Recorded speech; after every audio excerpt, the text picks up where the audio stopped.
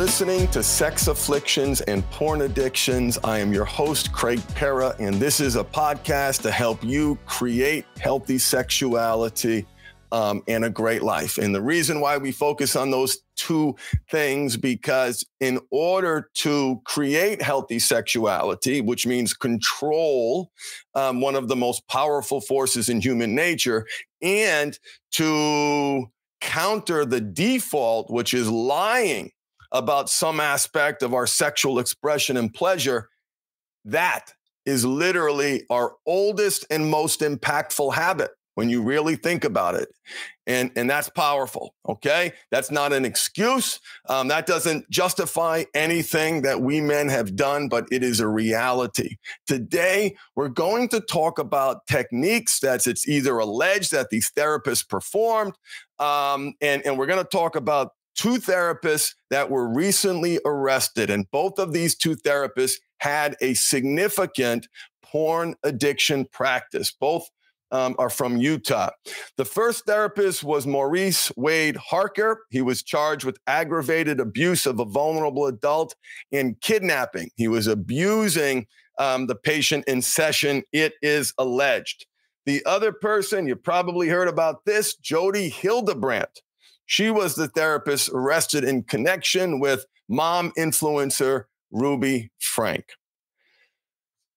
I'm not going to get into the facts of these cases. One thing I'd like to say first is that everything in this broadcast is referencing published allegations, and everything in here, the text, what I'm saying is my opinion.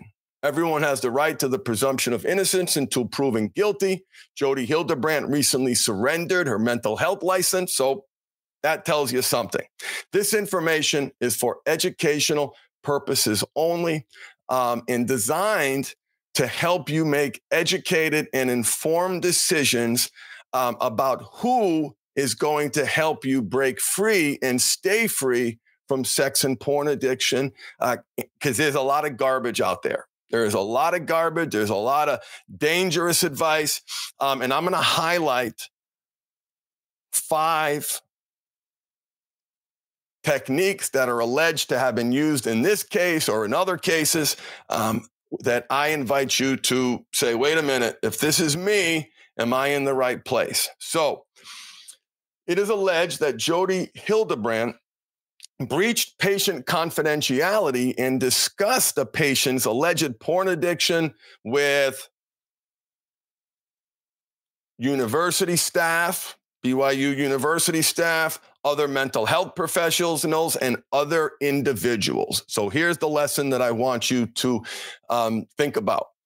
If your provider is telling you to disclose your deepest, darkest secrets to anyone but your wife, that is a flag. That can be dangerous. It can be terribly unhealthy, and suggests that the provider that you're using is using shame to drive compliance. While shame can be an effective compliance mechanism, but only for a short time, and the aggregate effect of using shame actually causes more harm.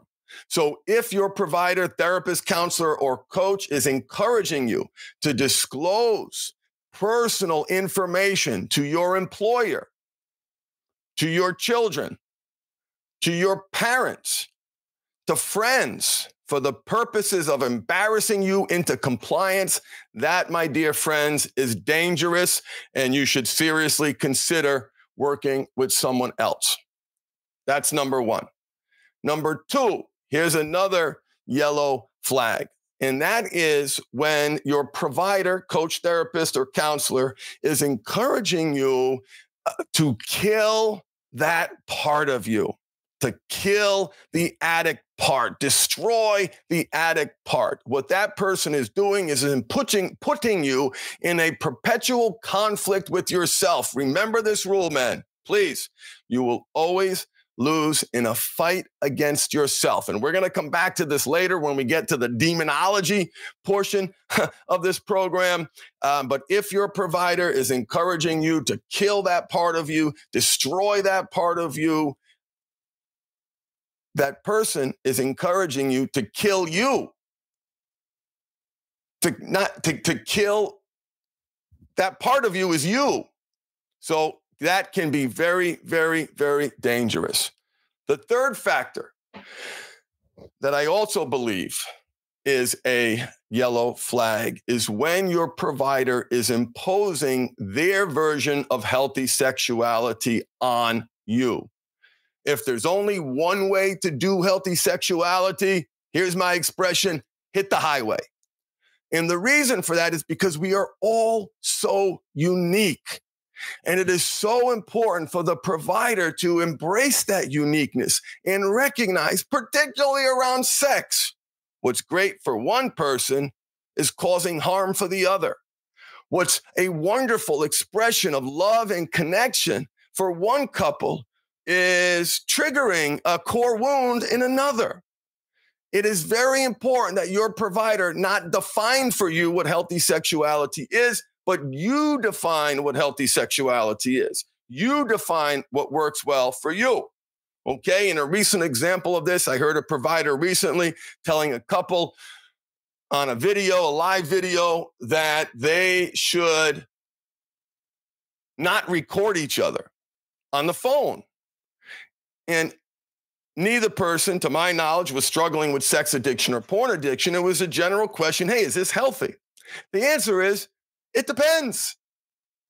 The answer should never be, oh, that's bad. Now, there are some things and there are lines, but I need you to know that it's up to you to create your healthy sexuality. And if someone is imposing their will, that's a flag. That's a warning sign, okay? That means that that person doesn't have tolerance and understanding of human sexuality, that doesn't understand the spectrum of human pleasure. What's great for one person is not great for someone else, and it is very important for a provider to recognize that. Now, if you join me late, don't worry. I'm going to do a quick recap before, and if you have any questions, please write them in the chat, and that way at the end, I'll get to your questions. So, so far, well, I'll do the recap later. The fourth factor that I think, it is my opinion, that is also a yellow flag is when the therapist, counselor, or coach is demanding compliance with their version of spirituality and or God. For example, the allegations against Jody were that, one, she didn't want you to talk to anyone else about your problem, started to feel cult-like. And what was happening here is that there was only one version of spirituality. So the therapist wasn't in the role of the therapist was in the role of the spiritual advisor. And brothers and sisters, that can be a very dangerous combination, merging those two skills. The allegations of Jody was that she pedestalized herself. She cloaked herself with the church in a way that her words of advice and counsel weren't just words of advice of counsel. They were coming from God. That's not therapy. That's a cult. Okay, so if your therapist is demanding compliance with their version of spirituality and their version of God, respectfully, it is my opinion that that's not therapy, that's a cult. Okay, and earlier we talked about the yellow flag or yellow card, as we say in soccer, of a provider, therapist, counselor, or coach that is trying to get you to kill that addict part of you. Here's what happens in some religious therapist offices. Fortunately, that is a very narrow window. Most people out there are trying to do the best job they can and certainly aren't poisoning their clients like it is alleged that these two therapists did. Here's a major, major, major problem. When the therapist is invoking demons and the devil, and the therapist becomes an exorcist, if you will, that's dangerous. Respectfully, that is unethical. And it represents a fundamental misunderstanding of the human condition. And let me explain. So when your therapist convinces you that you're possessed by a demon, which obviously is not in the DSM, the Diagnostic Statistical Manual of Mental Health Disorders in this country, for obviously good reason.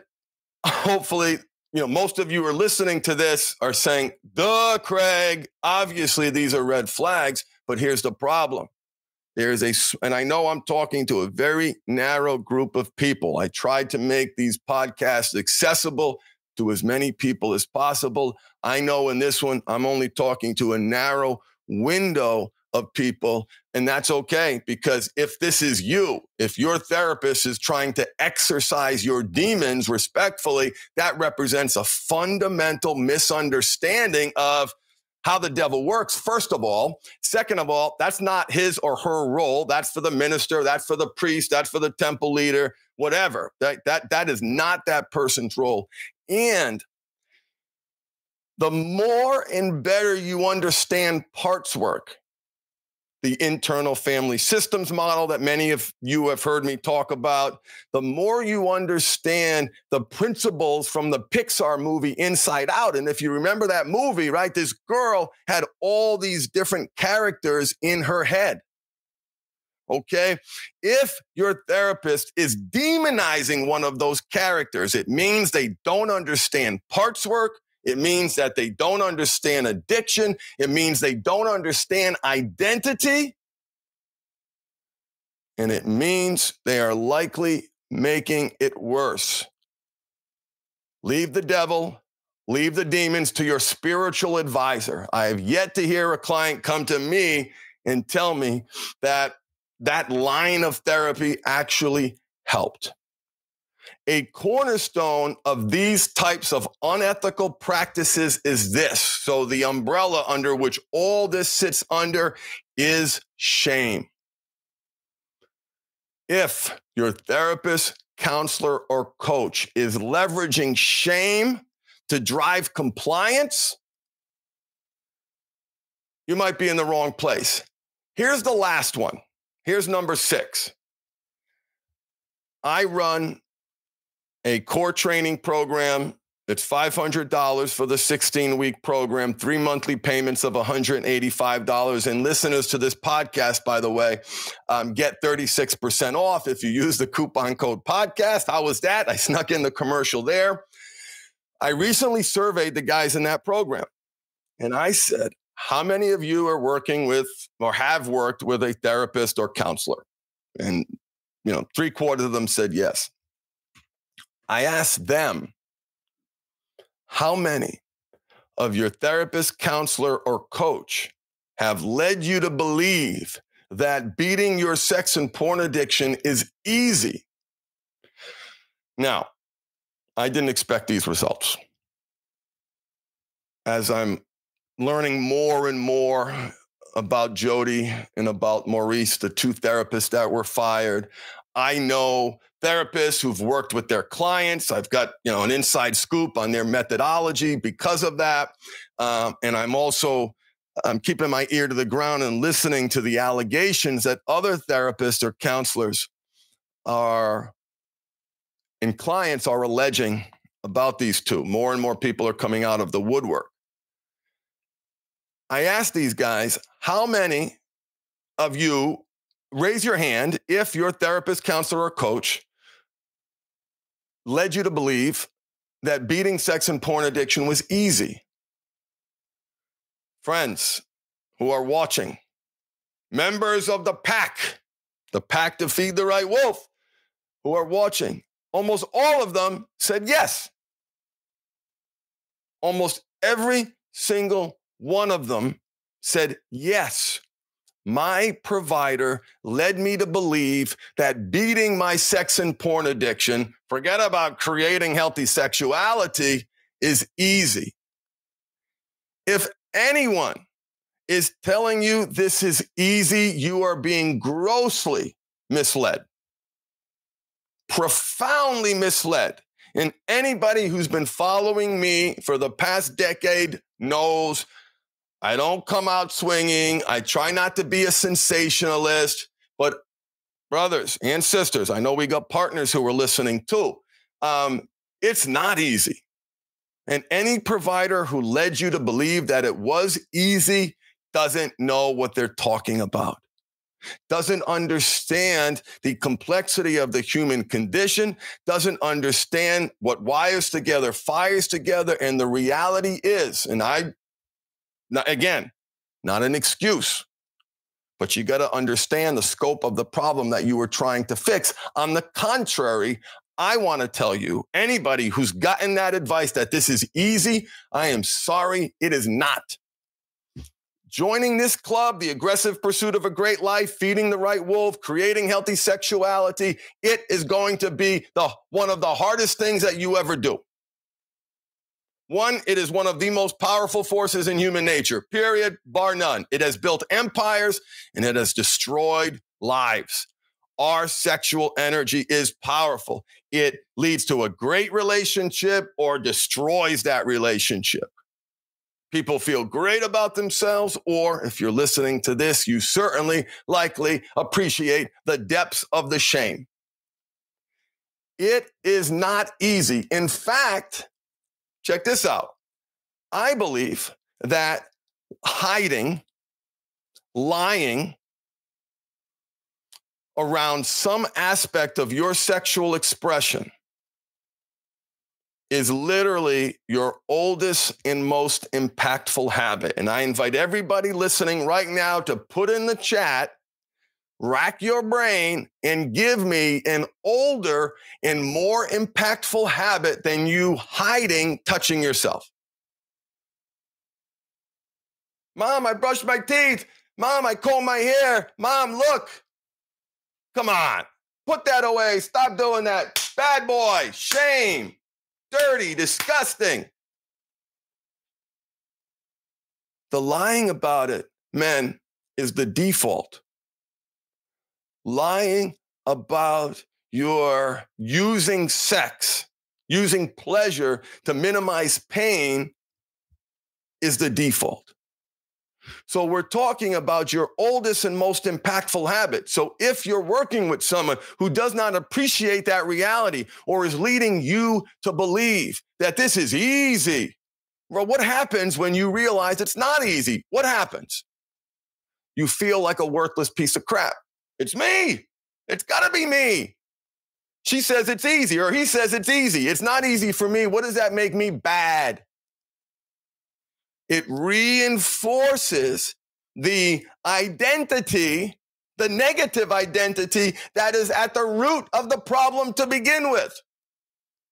It reinforces that negative belief system that lies at the root of this problem, and that is, I am unlovable, I am not worthy, I am not good enough. That is the cycle that you have to break. So if someone has led you to believe that this is easy, that's a red card. We got yellow cards. That's a red card to me because it represents a fundamental misunderstanding of human sexuality, human behavior, habits, what wires together, fires together, how old this habit is, how impactful this habit is, how long it's been going on. And again, please, this isn't an excuse. I'm not making excuse for men who have failed to live up to that higher standard that they're setting for themselves. So let me recap. Let me recap and share with you some yellow flags yellow cards and some red cards if you're working with a therapist, counselor, or coach. One red flag is that the provider is telling you to tell people like your boss, like your children, like your friends, like your parents about your sins, your shameful behavior in order to bring you into the light. Expose yourself to everyone. That is asinine. People get fired for stuff like this. If your provider is using shame to drive compliance, to me, that's a red flag. Number two, if your provider is encouraging you to kill the part of you that we call addict here, if using the internal family systems, that represents a significant misunderstanding of parts work and the reality that what you resist persists, and you will always lose in a fight against yourself. So that is a yellow or red, depending upon how egregious it is. Third is your provider should be helping you create healthy sexuality. If they are imposing their version of sexuality on you, here's my expression: if there's only one way, then hit the highway. These are complicated issues that require individualized attention, and everybody's definition of healthy sexuality may be different. And there's a difference between sharing options and imposing. Here's another aspect. The fourth thing that I want to mention is if your provider is demanding compliance with their version of spirituality and God, when your therapist, counselor, or coach assumes the role of prophet or spiritual leader, that's not therapy, that's a cult. There is a commingling of disciplines that ultimately may cause serious harm. Last but not least, if your provider is invoking demons, if your provider is claiming that you are possessed, that is a fundamental, again, misunderstanding of parts work. You will always lose in a fight against yourself. And one of the things that I love is my clients who are religious, and a lot of them are, have come to understand their version of faith. The person is not possessed by the devil. The devil is making them hate themselves, right? Or the devil is that negative, is making them believe their negative thoughts, right? The solution is loving every part of you, every cell, every space between cell, every mistake, every jiggly part of your belly, every broken part of your shoulder, a neck that can't turn any more than 25 degrees each direction. You get the point. The goal is self-care, because it's either self-care or it's self-harm. It's one or the other. Self-care and self-love. And if your provider is claiming that you're possessed by demons, not only is that egregious and a violation of their standards and norm, and is likely actionable on their license, meaning that someone could bring a case and it is possible, as was done here, that their person's license could be in jeopardy. The last thing I want to say is the sixth point is, and we've got a brother in the chat, 1,000% not easy. He knows firsthand. Thank you for sharing that, Fugi. Is if your therapist, provider, or coach is telling you that this is easy, that's a red flag. That's a run for the hills. It is not easy. The aggressive pursuit of a great life is one of the most difficult things that you will ever do, period. For me, brothers and sisters, the mindful habit, or whatever path you're on, this is choosing hard. It is one of my favorite expressions. Me, when I was obese at 250 plus pounds, that was hard. The impact on my joints, the swelling, the arthritis, the cortisol, the shame, the physiology of fear, the stress, the depression, the addictions, the firings, the almost losing my marriage, being a shitty father, that's hard. That was miserable, man. I can't imagine anything harder. But you know what also is hard? The aggressive pursuit of a great life. And once you accept that reality and you learn to embrace the suck, and you learn that it is hard, it's supposed to be hard, life is it's just the way it is, you have an incredible and deep appreciation for when things aren't hard. Oh, God, when I'm in that, how wonderful. How wonderful. It's medium hard right now. I've got a few challenges that I'm working through, but I promise they will not suck me in. I will not identify by those challenges. I'm not going to get swept out to sea by them. I'm going to manage them responsibly in a healthy and constructive way. And that's what I want for you. This is not easy. So, in conclusion, what I expressed here is my opinion. Everything I said regarding these two therapists are allegations, and everyone has the right to be presumed innocent unless proven guilty. Although we do know that Jodi Hildebrandt, within the past couple of days, surrendered her mental health license, so she is no longer authorized to practice. She had a provisional license that almost got suspended. Anyway, she got to keep it, and now it's gone.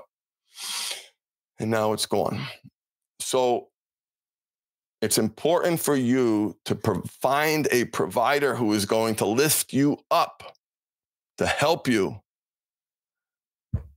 not make it worse. And if any of the factors that I discussed today are present, there is a chance that you are in an environment that is making things worse.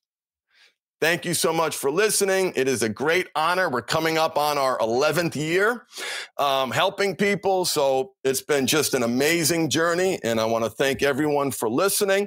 It's better because of you. I hope you enjoyed this podcast.